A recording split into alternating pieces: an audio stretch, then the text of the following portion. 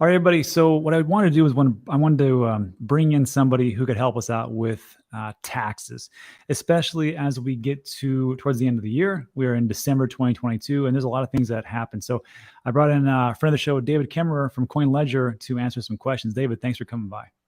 Yeah, it's always good to be on. I always like chatting with you. So let's do it. Yeah, man, I need to save some people because there's a couple of questions that came up. And one of those big questions was, Rob, what do we need to know right now before the year ends? And I was like, that's a good question, because if we're going to do an education series coming up in January 2023, February, and March, but what do people need to know like right now before 2022 ends? Yeah, and it's a good question because it's very relevant. You and I were chatting a little bit before, but the main thing to know before 2022 ends is you need to know where you're at from a tax liability standpoint. And let me explain why.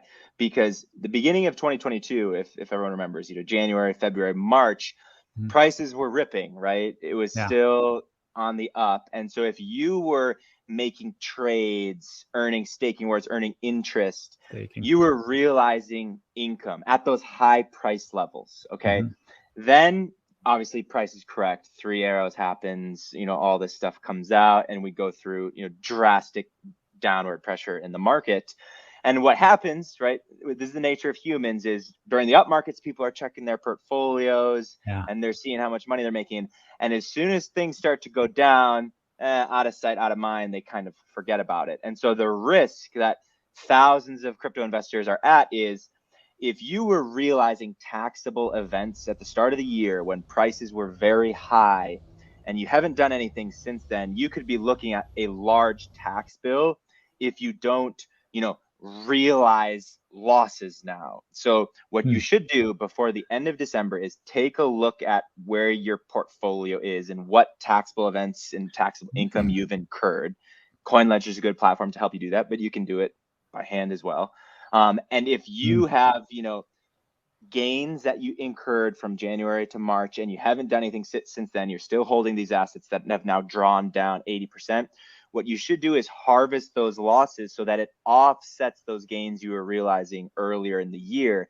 This can save you a ton of money. And the risk, if you don't do anything, if you just let it ride through the end of December to the new year, and come April, you finally log in to do your taxes, you might be looking at a massive tax bill that you can do nothing about now because 2022 is over.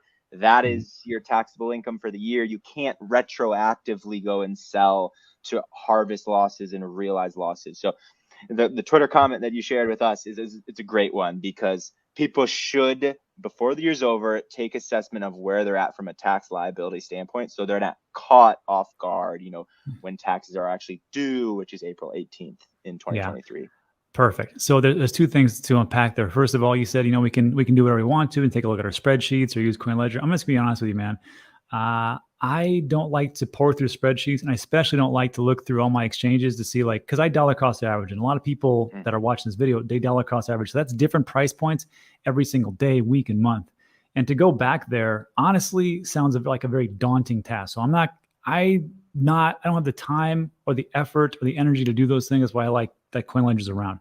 And the Right. second thing, when you talk about taking a look at like looking back before things get crazy, the first thing I think is, first I get anxiety. I'm like, damn it, now I got to do those things and go through it and put this into a product. But with CoinLedger, and there's a link in the description, and it looks just like this.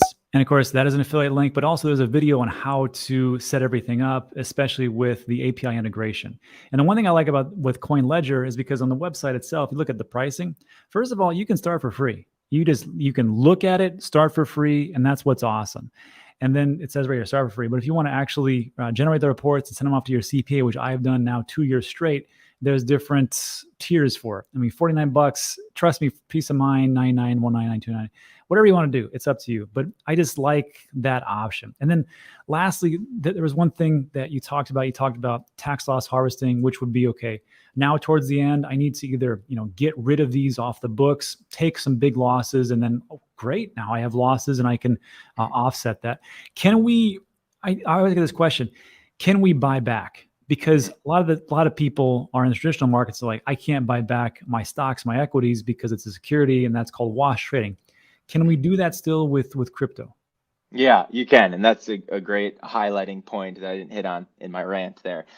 You can. So because the IRS explicitly defines cryptocurrencies as property, right? It defines Right. things like stocks as securities, and explicitly in the code, wash sales apply to securities. It's consensus in the space that right now, digital assets and cryptocurrency, the wash sale doesn't apply. So you can, again, sell, harvest your losses, buy back into the exact same position at a lower basis, and then you've realized those losses. So the answer is yes, you can do that. Perfect. I did that with XRP. Worked out pretty well for that year. Okay, so that is it. I just want to show people a little snippet about what to expect.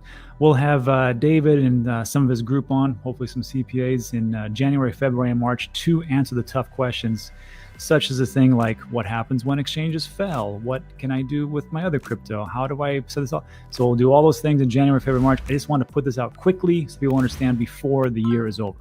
David, thanks for stopping by, man. We appreciate it. Thank you for having me. I'll see you guys. All right, let's jump back.